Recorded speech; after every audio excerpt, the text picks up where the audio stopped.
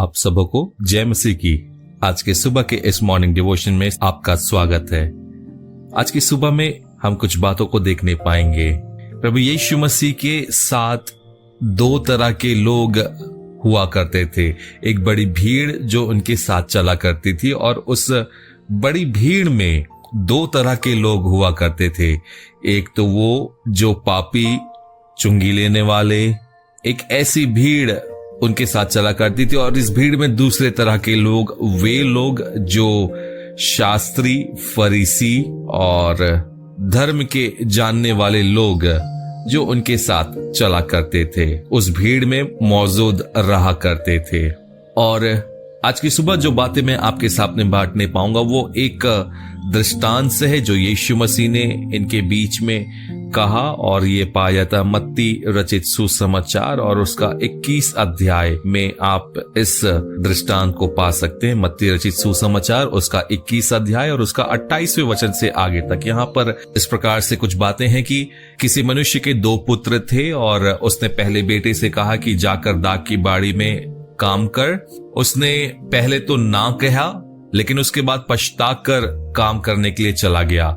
फिर वो दूसरे बेटे के पास गया और दूसरे बेटे ने हाँ कहा, लेकिन आज्ञाकारिता नहीं निभाई और वो नहीं गया।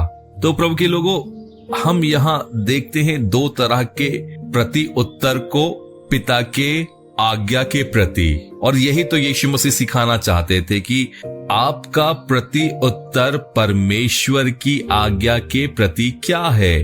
पहला बेटा जिसने ना कहा, लेकिन फिर पछताकर वो उस इच्छा को, पिता की इच्छा को पूरी करने के लिए अपने कदमों को आगे बढ़ाया। लेकिन एक तरह के लोग ये भी हैं जो शायद दिल से, और इसलिए तो यीशु मसीह ने मत्ती रचित सुसमाचार और उसके 15 अध्याय और उसके 8वें वचन में परमेश्वर का कलाम कहता है, ये लोग केवल होठों से मेरा आदर करते हैं पर इनका मन मुझसे सदा दूर रहता है। और यही तो दूसरे बेटे का प्रति उत्तर था। उसने कहा कि हाँ पिताजी, मैं जरूर जाऊंगा, लेकिन उसने पिता के उस बोझ को, उस योजना को नहीं समझा।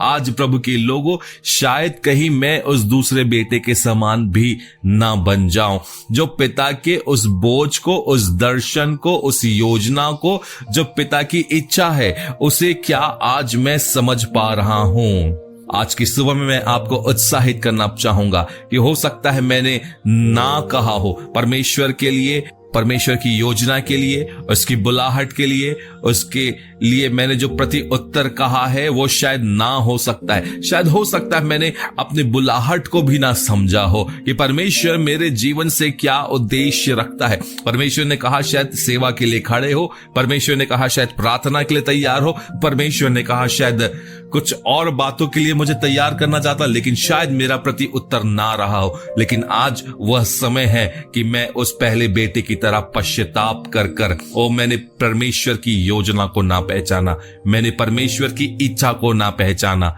इन बातों को पश्चाताप कर कर समझूं कि पिता, मैं तेरी बोझ को, तेरी जिम्मेदारी को समझ सकता हूं कि आपने जो मुझे चुनकर अलग किया है और मेरे जीवन से आपकी जो योजना है वो पूरी होने पाए।